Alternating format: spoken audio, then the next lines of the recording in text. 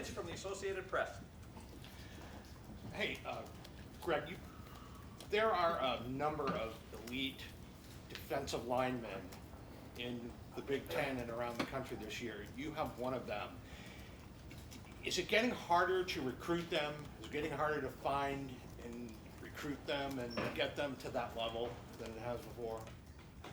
Well, I don't know if it's harder to find them. I think you can find some outstanding athletes. It's what happens when they get here, and I think that's what you see is a real tribute to Coach Johnson. You know, I mean, a lot of players are pretty darn good coming out of high school. You know, it's what are they when they're sophomore and junior year and senior year, and how much development is. It's not about really finding players. That's given. It's what you do with them when you get them, and I think that's a real credit to Coach Johnson, what he's done with these guys. Second row right, Tony.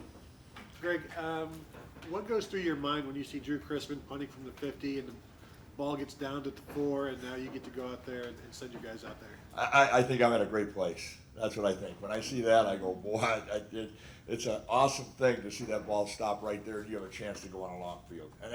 And our special teams, that's a real credit. I mean, I tell you what, when you're able to coach on the defensive staff and have 3 equal parts. I mean, when you have an offense and then you have a special teams, it makes it a pretty good day. Third row left, Dan. Greg, the bullet position was talked about a lot this offseason. 2 games in, it seems like Brendan's role was a little different this week than it was the week before. How do you feel like that position's evolving so far? Well, I think it's evolving very well, and Brendan had a good week last week of practice and did some very good things in the game. And you know, a lot of the teams we've played against have been in some 12 personnel, 2 tight ends, and you know, and then when teams start spreading out and start, you know, getting a little looser that way, we like to go with a bullet position more. So, and a lot of it again is development. You know, I mean, that's a new position for him. And you know, the more every rep he gets, the more he plays it, the better we are, and it's been good. Do you have to explain that to him that, hey, there's going to be more opportunities for you to play later in the season based on game plans? No, he's played a lot of football. He understands that. You know, I don't have to. You have to tell that to him. I mean, he sees it. He knows. He knows. We trust. He trusts the system. He trusts what we do, and he knows that that's a great opportunity for him. Front row right, Austin. Greg, how much fun is it to coordinate a defense when you have Chase Young out there doing what he's doing so far? It's really great. I mean, and not just Chase. You know, I mean, Chase has done some great things, but man, I tell you, you see from the back end. I mean, the guys, some of the things that they've done. I mean, I won't signal out anybody, but I mean, just think about that interception. I mean, that's a great play by Sean Wade. You know, I mean, and you can go on, and you know, and yeah, Chase, yes, that's fun.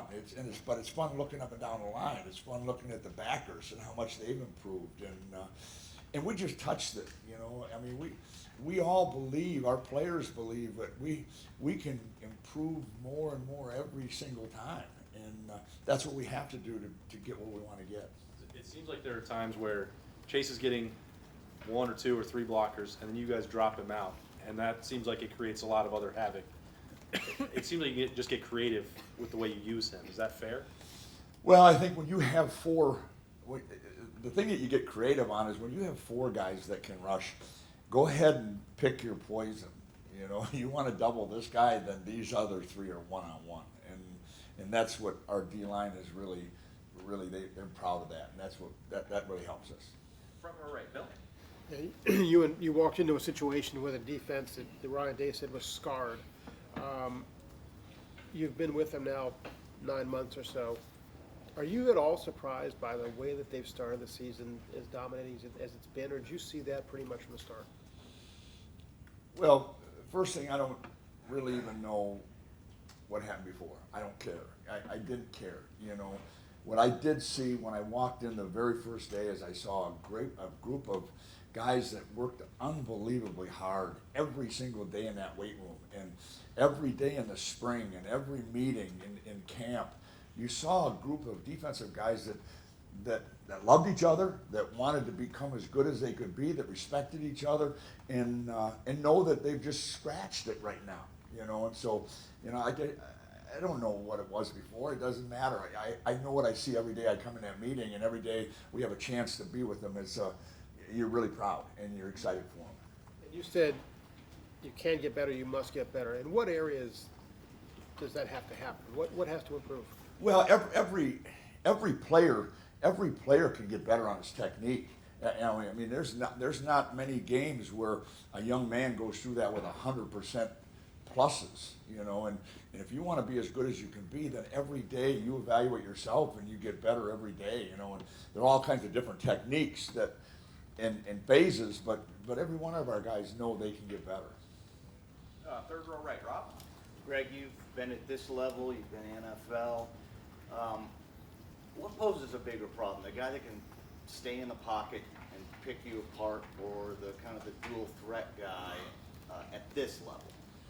The dual threat guy at this level by far.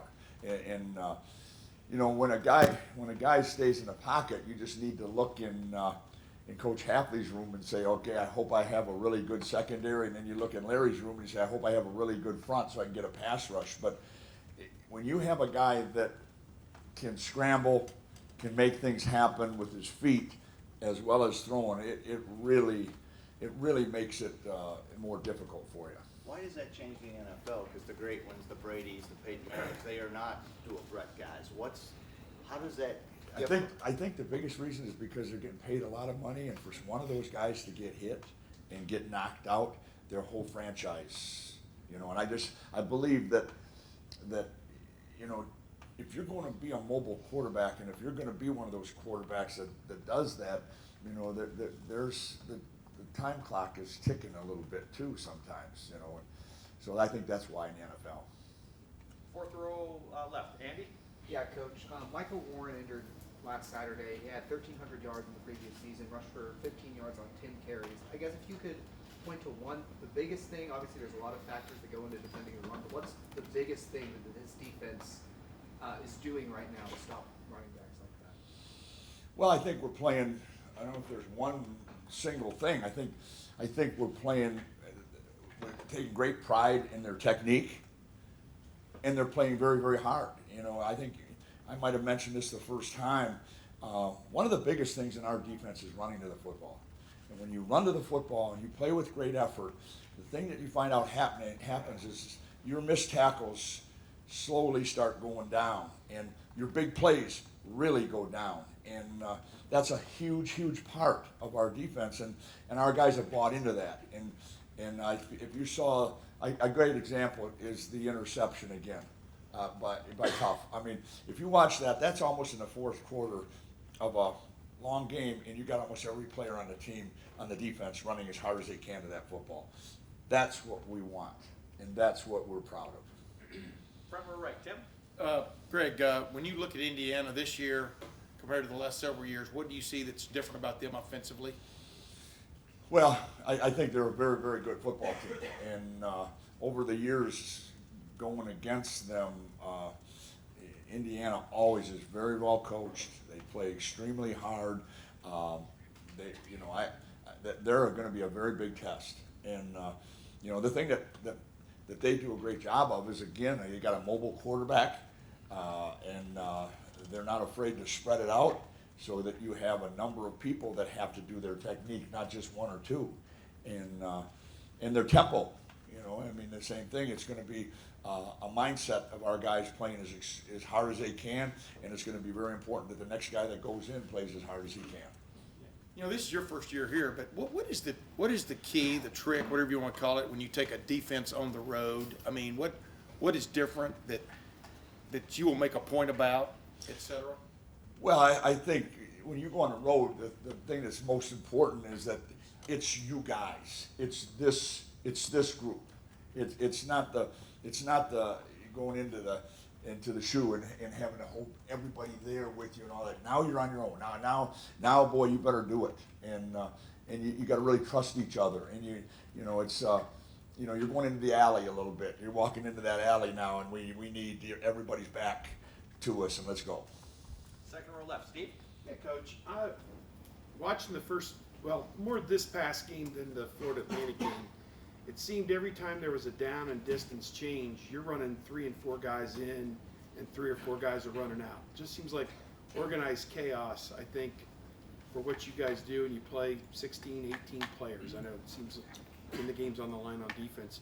What goes into that organization to where the 3 guys that are coming in, the 3 guys know they're going out, and doesn't seem like there's any hiccups at all with what you guys were doing, and the execution was, they didn't score. I mean, that was the result. Well, it goes back again, when you have guys that have bought in and everybody that wants to be a part of success, then you're going to have small little roles that you can do. And when you have those roles, you better make sure you're right on top of it.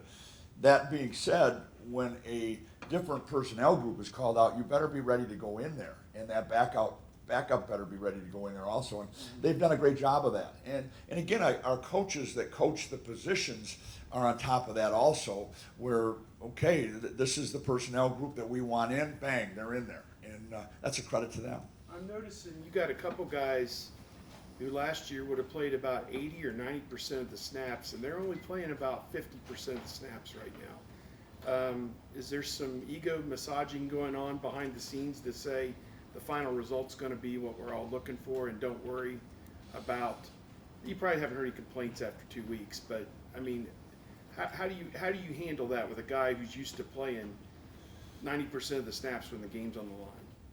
Well, I think one, it's the gap between this guy and this guy is coming up, and that's with age. It's an older football team, and the other part of it is I think they really trust each other in the fact that, I'll use Chase as an example. I'm Chase, and we all know that we want him going as hard as he can.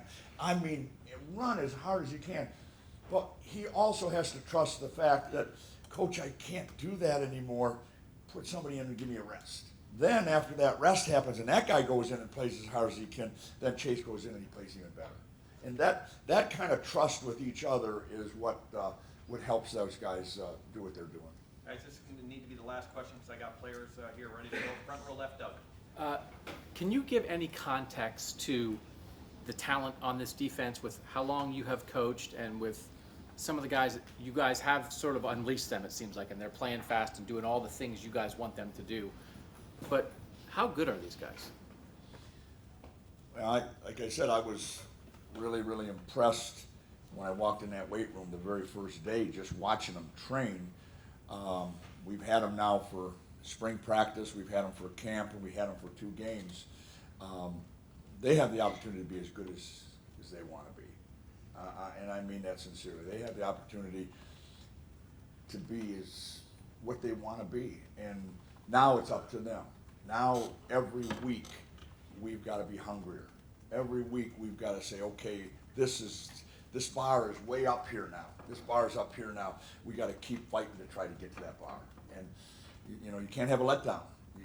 You got to be critical of yourself. You've got to come out every day and practice and go as hard as you can. You can't just practice one day, and those are all the things I think that they bought into, and that's what they believe in. And very specifically, Pete Werner is your number 1 Sam linebacker. He's played like 95 snaps in the first 2 games, according to 11 Warriors.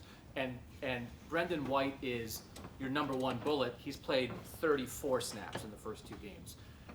Is that how you expect this to continue, or again, do you expect things could change week to week in terms of matchups with the Sam linebacker and the bullet? It's going to depend on who you're playing against. In other words, is this team a team that has 2 tight ends in the game a lot? Is this a type of team that you need a 245-pound linebacker as compared to a 215-pound athlete? And not that Pete's not. I mean, it's that kind of thing. And when you're getting teams that go tempo and they're trying to get 100 and some plays on you, well, then you better have a guy that is really talented, that has worked really hard to be able to come in and tag him out. or you're going to see what happens to a lot of teams is that kind of system just wears them down, and then they don't play as well as they could play. Great. Coach, thank you very much.